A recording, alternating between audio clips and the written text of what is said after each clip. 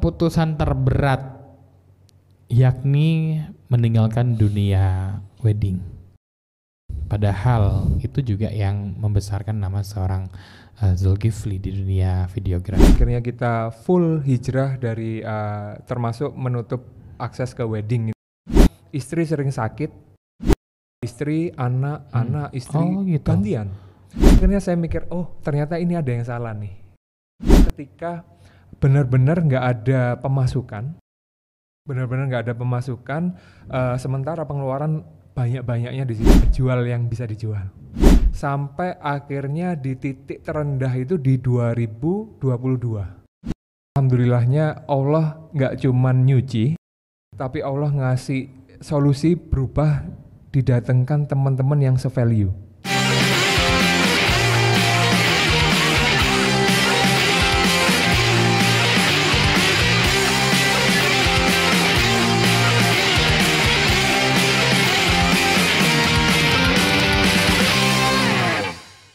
Assalamualaikum warahmatullahi wabarakatuh. Pemirsa, jumpa lagi bersama saya Vidi dan kita masih dalam acara podcast Sudut Pandang Saatnya Bercerita. Pemirsa, menjadi viral di era pandemi lewat karya videografinya yang menyentuh banyak hati, Ahmad Zulkifli Nur Rohim adalah sosok kreatif di balik kanal YouTube Victoria Zulkifli dengan puluhan ribu subscriber dan ratusan video. Namun kini ia memilih jalan yang berbeda, meninggalkan dunia komersil dan fokus pada dakwah serta perjalanan spiritual. Seperti apa kisah selengkapnya? Saksikan selengkapnya hanya di podcast Sudut Pandang Saatnya Bercerita. Ahmad Zulkifli Nur Rohim adalah sosok kreatif di balik kanal YouTube Victoria Zulkifli yang kini telah memiliki lebih dari 76.000 subscriber dan menampilkan lebih dari 500 video.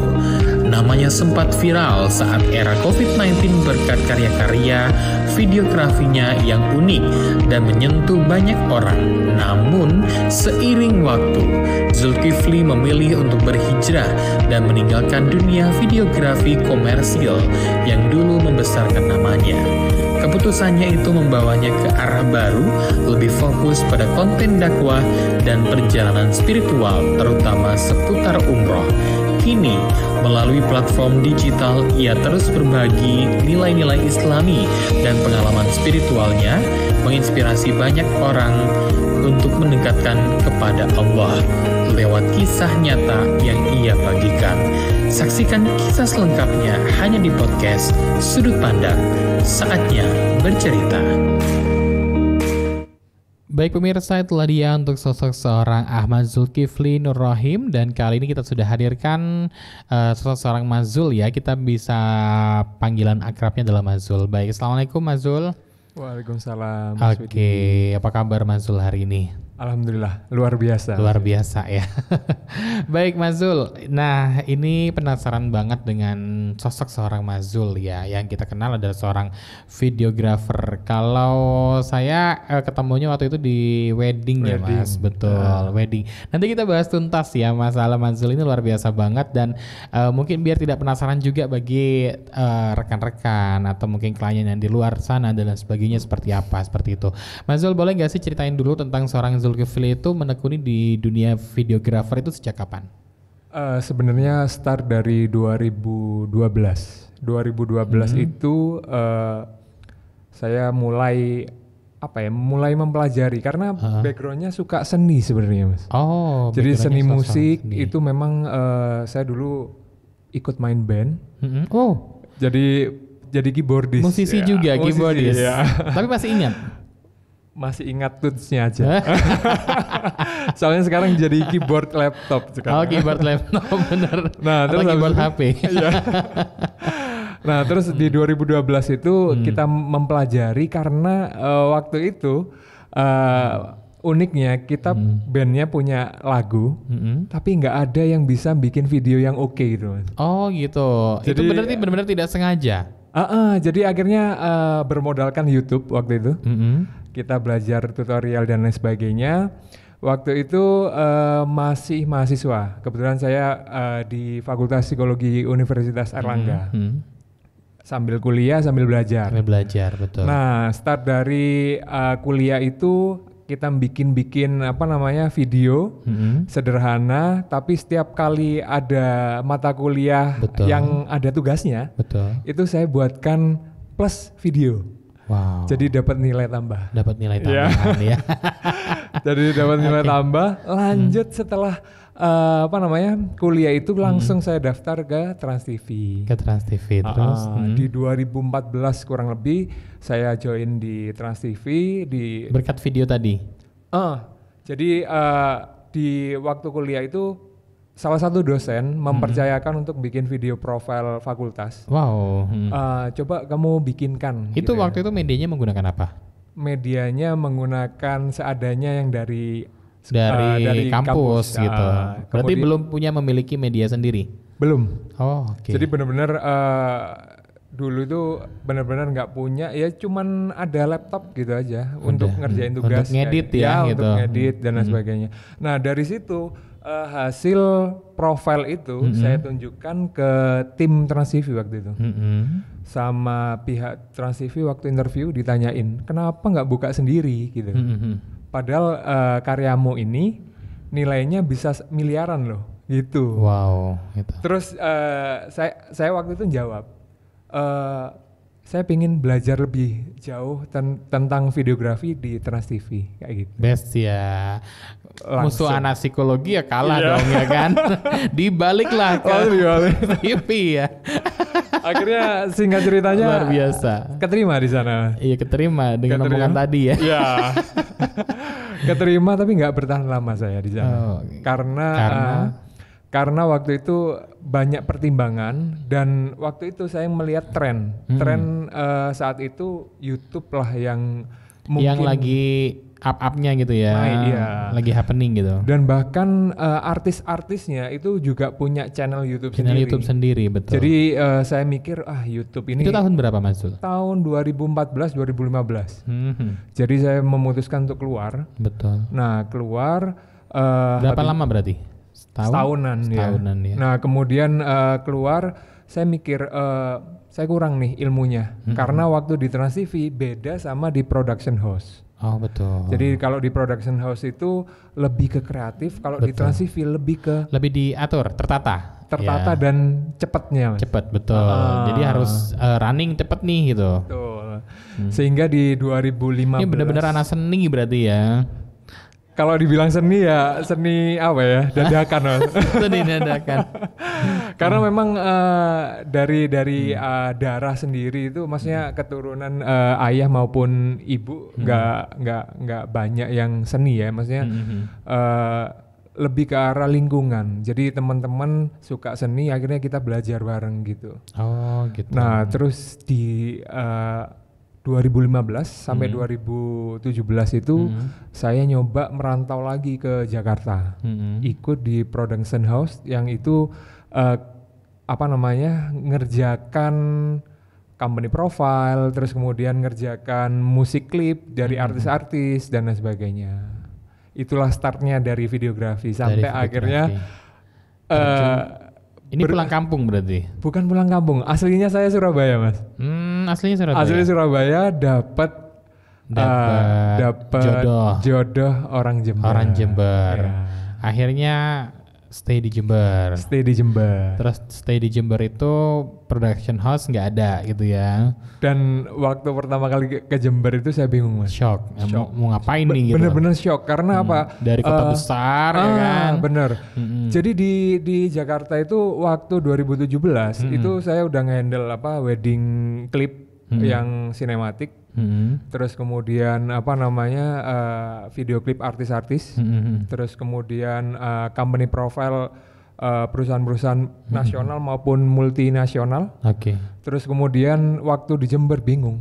Saya nyoba nawarkan ke perusahaan yang dalam tanda petik udah kelihatannya udah oke nih. Betul. Tapi mereka akhirnya kayaknya budgetnya nggak cukup deh Mas. Ini pricey banget gitu ya. Pricey banget. Betul. Terus bahkan di wedding sendiri tantangannya waktu itu dari orang tua. Orang tua. Jadi orang tuanya si klien itu sampai tanya, dapat apa Mas? Ini 3 menit Gitu. Maksudnya video apa ini 3 menit? Biasanya 3 jam. Betul. Dan Full durasi. Full durasi. Betul. Dapat apa ini 3 menit? Kita bayar mahal-mahal masa dapat 3 menit kayak gitu. Dan ternyata sekarang tren ya. Dan ternyata alhamdulillahnya tren di 2017 sampai sekarang mungkin ya kayak gitu. Oke, luar biasa banget. Akhirnya di Jember survive dari dunia wedding awalnya.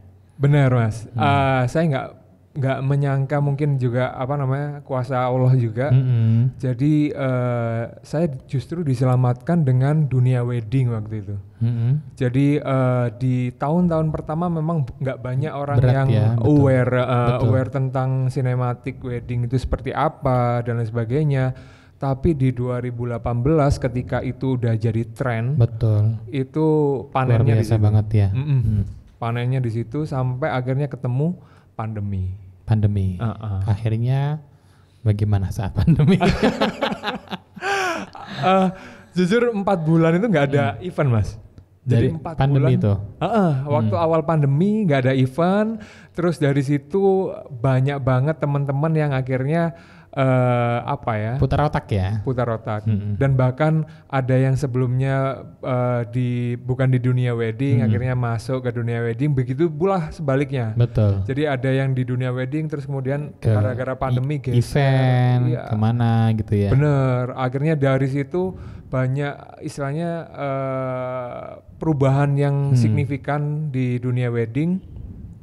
Akhirnya sambil merasakan nikmatnya pandemi itu, saya juga akhirnya makin banyak video-video yang kita bisa pelajari di YouTube, terutama video tentang keagamaan ya Mas ya. Keagamaan ya. Jadi sambil mendalami di situ. Sambil mendalami. Oke, Mas Zul, kalau kita flashback lagi ke putar balik ke belakang ya. Ini kan psikologi, kemudian jadi videografer dan malah yang ditekuni di sana. Di sana. How nih gitu. Jadi banyak yang mengira, saya ingat banget Mas, supervisor section head di Trans TV itu tanya, kamu kenapa orang psikologi kok ngambilnya jadi video editor gitu, bukannya ada departemen sendiri, HRD atau dan lain sebagainya gitu. Karena memang jiwa saya di seni gitu kan. Review dari section head waktu itu dia bilang emang kerasanya beda sih. Maksudnya orang dengan background psikologi ngerjain video itu beda gitu. Jadi saya pun ngerasain, maksudnya banyak orang yang bilang kok nggak nyambung sih antara background pendidikan kemudian kerjaannya dengan kerjaan. Terus habis itu saya jelaskan simpelnya gini. Setiap kali kita ngelihat wajah orang, itu dia punya pesan tersendiri gitu. Betul. Nah, andai kata wajah orang itu kita geser sedikit gitu, itu juga punya pesan tersendiri gitu. Berarti seyogyanya untuk fakultas psikologi itu dibekali dengan videografer. Buka mata kuliah. Buka mata kuliah baru. Tentang jadi itu ya harus ada paling enggak 2 SKS. Sebenarnya ada Mas. Ada. Psikologi komunikasi namanya. Oh, psikologi komunikasi. Ya, luar biasa. Cuman enggak begitu dalam. Mendalam ke sana ya. Jadi akhirnya membuat video itu bernyawa. Nah, bernyawa, bercerita di situ. Bercerita itu yang susah, dalam artian hanya ngedit sebagai video ya udah bagus gitu ya, tapi dengan video yang bercerita bernyawa itu yang susah seperti itu. Nah, Mas Zul, ini kan memang perjuangannya luar biasa banget dari awal meniti karir sampai ke Jakarta, balik lagi ke Jakarta sampai sekarang, dan luar biasa sekali sudah dikenal oleh masyarakat seperti itu. Bahkan Mas Zul ini ada satu videonya yang viral, mungkin yang kita tahu ya, lagunya Ikan Dalam Kolam ya. Ikan Dalam Kolam dari El Corona itu Mas Zul juga mendapatkan bahkan ratusan mungkin ya bisa dibilang, bener ya, nominalnya ratusan beberapa digit dari situ, luar biasa sekali. Ini viralnya ini menggunakan akun yang ini tadi? Yang lain. Oh, yang lain. Oh, bukan ya. Jadi memang akun yang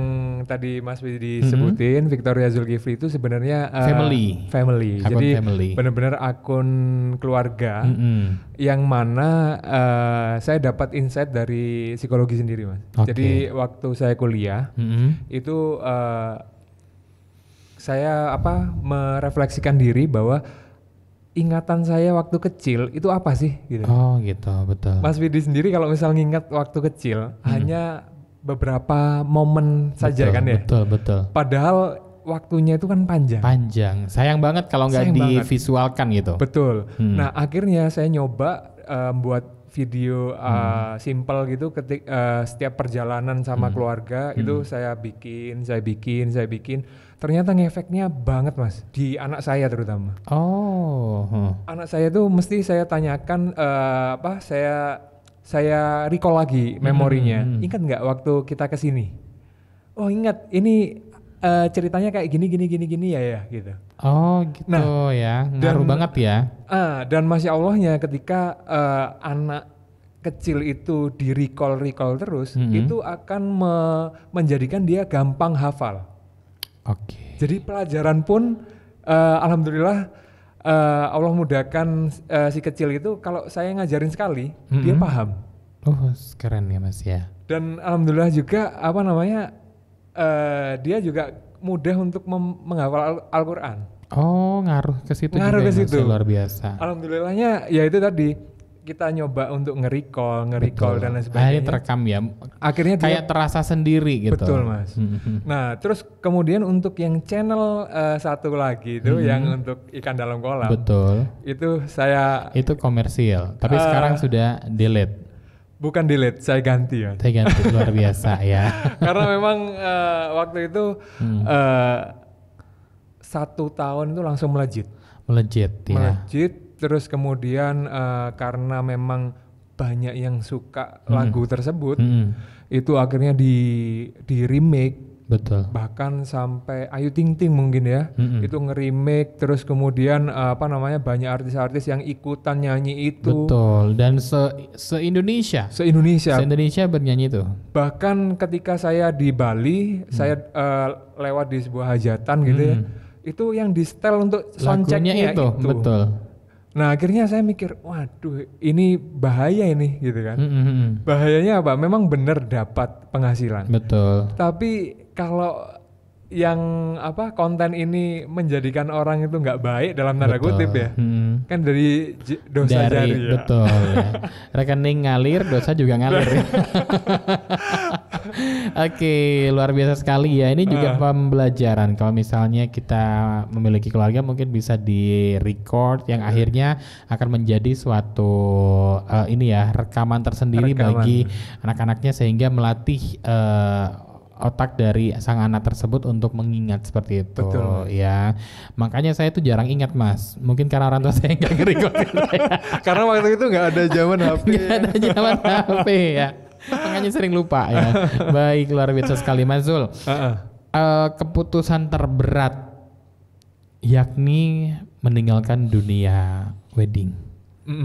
Padahal itu juga yang membesarkan nama seorang Zulkifli di dunia videografi seperti itu. Itu pertama kali seperti apa? Sebenarnya gini Mas, ada 2 titik poin sebelum mengarah akhirnya kita full hijrah dari termasuk menutup akses ke wedding gitu ya. Itu yang pertama di 2018. 2018 itu awal menikah dan itu si kecil masih umur 1 atau ya 1-2 bulan lah gitu. Nah itu saya ngerasa ada yang aneh nih. Maksudnya aneh itu dalam artian ada sesuatu yang salah nih. Ada yang sesuatu yang salah. Yang pertama istri sering sakit, sering sakitnya tuh nggak selesai ketika kita ke dokter selesai enggak. Gitu. Tapi sakitnya itu kita harus opnam, terus kemudian harus ke rumah sakit dan itu gantian Mas. Berarti ada sesuatu yang salah di situ gitu. Bener. Istri, anak, istri gitu. gantian. Nah akhirnya saya review lagi dan saya punya kebiasaan yang mungkin agak nyeleneh ya Mas ya. Maksudnya ketika saya ngedit itu ada beberapa beberapa langkah-langkah. Yang pertama adalah seleksi footage. Nah, ketika seleksi footage itu saya mute semua footage. Saya ganti audio yang ada di headphone itu pakai YouTube kajian gitu. Oh. Jadi misal kajiannya Ustaz Khalid gitu. Betul. Kan, Sirah Nabawiyah itu autoplay gitu. Autoplay sambil nge-seleksi. Nah, satu momen ada penjelasan terkait dengan syariah dan lain sebagainya. Itu akhirnya saya mikir, oh ternyata ini ada yang salah nih. Gitu. Oh ternyata ada yang sesuatu yang nggak benar dari apa yang kita dapat dalam kehidupan gitu ya. Gitu. Nah itu di 2018 Mas. Sampai akhirnya di titik terendah itu di 2022. Justru setelah pandemi Mas. Oh setelah pandemi malah. Setelah pandemi selesai. Berarti prosesnya agak jauh ya? Agak jauh Mas. Jadi 2018 itu ibaratnya hidayah itu kayak kita kesampingkan dulu. Ini ladang apalagi cuan nih. El Corona masuk ya kan? Itu makin bisa cuan sampai 3 digit gitu kan. Terus akhirnya ladang cuannya di situ nih. Eman kalau ditinggalkan gitu kan. Betul. Awalnya sih seperti itu. Tapi justru di 2022 itu ada poin yang benar-benar titik terendah. Titik terendah itu saya dituntut untuk ada tuntutan untuk bangun rumah sendiri, sama ada tuntutan untuk menyelesaikan pembayaran rumah yang ada di Pasuruan. Jadi ada 2 rumah nih. Ada 2 rumah. Nah, rumah Pasuruan ini nggak pernah saya tempati, karena saya mikirnya, dapat jodoh orang Surabaya paling. Gitu kan. Jadi sebelum menikah udah ngambil. Ternyata jodohnya di Jember. Ternyata jodohnya di Jember. Betul. Nah, dua-duanya ini harus saya bayar. Harus saya bayar, harus saya bangun. Yang satu yang di Jember kan harus saya bangun. Nah itu titik terendahnya itu ketika benar-benar nggak ada pemasukan, benar-benar nggak ada pemasukan, sementara pengeluaran banyak-banyaknya di situ. Betul. Dan posisi kalau Mas Widi bayangin, saya ada di depan rumah yang sedang dibangun. Saya di dalam mobil gitu, saya telepon mama saya. Saya cerita kondisi seperti itu, dan itu pertama kali saya minta istilahnya pinjem uang Mas.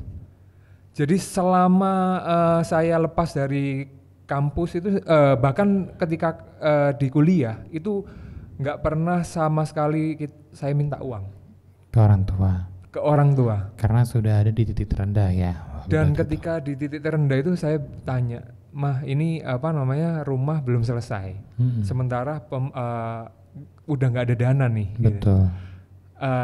Menurut Mama gimana? Cuman gitu Mas. Tapi namanya orang tua, udah tenang aja. Nanti Mama jual yang bisa dijual. Itu langsung nangis saya Mas. Nangis itu gimana ya? Nggak lama dari situ Mama saya ngabari ini ada perhiasan dijual di Surabaya, dijual. Saya transfer ke mana gitu. Dari dalam hati itu saya punya istilahnya keinginan kuat kalau seandainya nanti Allah kasih rezeki. Betul, saya akan ganti. Pertama kali saya bahagiakan mama saya. Betul. Karena orang tua tinggal satu Mas, mama saja. Dan alhamdulillah Mas, bulan Oktober, November itu dapat rezeki yang nggak terduga-duga, yaitu corona. Dari corona itu. Dan tidak disangka-sangka. Ya? Nggak disangka-sangka, nggak kerja, nggak kerja sama sekali. Dapat. Terus kemudian bulan Desembernya dapat lagi. Bulan Januari saya lunasi Desember ngelunasi rumah yang dibangun. Januari ngelunasi rumah yang di Pasuruan. Februari saya telepon ke mama saya. Mah ini alhamdulillah saya dapat rezeki. Mama mau saya kembalikan uangnya sekarang atau gimana? Mama saya bilang gini, "Loh, siapa yang bilang mama itu minjemi kamu?" gitu. Mama ini ngasih sama ke anak-anaknya semua gitu. Jadi intinya orang tua itu nggak pernah ada istilah minjem ya, ngasih gitu. Loh berarti akadnya ini ngasih ya, bukan pinjem ya mah. Iya, siapa yang bilang minjemin gitu kan. Akhirnya dari situlah saya inisiatif sama istri, ayo kita cari travel yang bagus untuk umroh. Kita umrohkan dengan fasilitas yang terbaik. Orang tua, mama. Ya, mama. Satu orang aja mas. Jadi Februari itu langsung saya cash. Mama ini posisi ulang tahunnya Maret. Oh jadi sekalian ya. Gitu. Bayangin mas, ketika saya ke Surabaya di Maret itu saya bikin gift kecil. Isinya itu bukan apa-apa ya, figura saya desain sendiri. Dari desain itu saya jelaskan bahwa nanti mama umroh. Terus merinding. Saya kasih mas. Dan itu mama saya itu nangis. Ada videonya di YouTube itu ada. Nangis, dia doa yang terbaik. Dan Mas Widi bayangkan di bulan yang sama, itu bulan puasa mas. Betul. Di bulan yang sama Allah kasih rezeki lagi. Dan saya masih ada kesempatan untuk barengi mama umroh di 2023. Di 2023. Jadi intinya ketika itu saya akhirnya dapat kesempatan untuk umroh di bulan Syawal. Jadi bulan Aprilnya, bulan Mei ya, bulan Mei awal. Dan momen yang bikin saya nangis waktu itu mas adalah gandeng tangan mama untuk tawaf. Karena selama ini saya dididik dari kecil sampai besar itu gandeng tangan orang tua itu adalah hal yang nggak biasa, yang tabu, yang istilahnya dari kecil nggak ada kebiasaan kayak gitu. Kebiasaan kayak gitu. Tapi Allah kasih kesempatan itu mas, kesempatan keliling tawaf semua rangkaian umroh. Awalnya hanya mama saja. Terus begitu dikasih rezeki yang sama, dapat dari itu, akhirnya alhamdulillah Allah kasih kesempatan untuk berdua di 2023. Oke, luar biasa. Akhirnya tuh umroh yang kedua untuk mama gitu ya. Maksudnya? Umroh yang pertama kalinya bareng langsung atau yang kedua kalinya? Yang pertama kali bareng langsung. Oh, yang pertama kali bareng. Tapi langsung. mama saya udah beberapa kali umroh mas. Iya betul. Cuman yang alhamdulillah menggunakan uang dari anaknya kan gitu. Yang alhamdulillah bisa saya barengin itu itu. Nah, yang jadi momen yang nggak ada harganya itu mas, ketika setelah tawaf itu kan kita doa di depan multazam. Betul. Dan itu yang saya yakin seluruh doa saya itu terkabulkan ketika yang ngaminin langsung mama saya. Iya, itu Masya Allah. Dan salah satu doanya itu, ya Allah tunjukkan saya bisnis yang baik nih. Dan kalau perlu Allah sendiri yang turun tangan untuk merapikan semuanya. Dan bener mas, setelah dari umroh itu rapi, nggak ada kerjaan. Bersih ya. Bersih, nggak ada kerjaan. Bersih ya. Masya Allah, dari situ langsung tapi masih positif tinggi. Dalam artian ini mungkin dicuci ya. Dicuci gitu. Bener. Dan proses nyucinya itu nggak sebulan 2 bulan, setahun setengah. Waktu itu Mas Zul berpikiran seperti apa? Ketika apa ini mas? Ketika dicuci dalam setahun setengah itu. Nah itu naik turun ya, iman itu naik turun. Dan bahkan alhamdulillahnya Allah gak cuman nyuci, tapi Allah ngasih solusi berubah, didatangkan teman-teman yang se-value. Oke. Dan ternyata lingkungan yang positif itu benar-benar punya kekuatan yang luar biasa mas. Bahkan di psikologi sendiri, kenapa tes kepribadian itu hanya berlaku 6 bulan? Betul. Karena ketika kita ngobrol sama orang yang nggak baik selama 6 bulan, kita berubah. Kita berubah, seperti itu. Gitu. Jadi makanya mana yang mayoritas kita akan ngikut gitu ya. Betul. Makanya ketika Allah kasih lingkungan yang seperti itu, akhirnya Allah kuatkan kita untuk tetap positive thinking, mas. Betul. Dan benar-benar istri itu yang saya ingat ya Mas. Kapan ya kita bisa umroh gini? Karena waktu itu istri nggak bisa ikut juga karena masih memberatkan si kecil. Oh iya. Padahal memang ada jatah untuk istri sebenarnya. Nah akhirnya istri tiap beberapa kali tiap malam itu mesti tanya, apa kita nggak diundang nih, apa kita nggak diundang kembali nih. Gitu. Akhirnya keajaiban itu muncul pas Ramadan kemarin Mas. Kembali di Ramadan lagi. Ramadan kemarin tuh Masya Allah luar biasa. Karena apa Mas? Saya udah ada niatan untuk umroh bareng istri itu Syawal sebenarnya. Harusnya bulan ini gitu. Tapi qadarullahnya Arab Saudi itu membatasi umroh itu maksimal di tanggal 13 April. Karena akan ada haji ya. Karena akan ada haji. Betul. Akhirnya harus refund nih Mas. Ketika refund itu posisi kita nggak punya tabungan sama sekali. Begitu nggak punya tabungan, istri bilang, wah kayaknya Allah nggak ngundang kita lagi. Ya, belum mengizinkan lagi nih. Tapi dalam hati kecil saya ketika ada kondisi seperti itu saya justru bilang gini, Allah nggak mungkin kayak gitu. Allah mungkin justru ngasih kita umrah Ramadan gitu. Istri bilang nggak mungkin lah, karena kita belum ada tabungan, belum siap gitu. Belum ada tabungan, maksudnya nggak ada uang.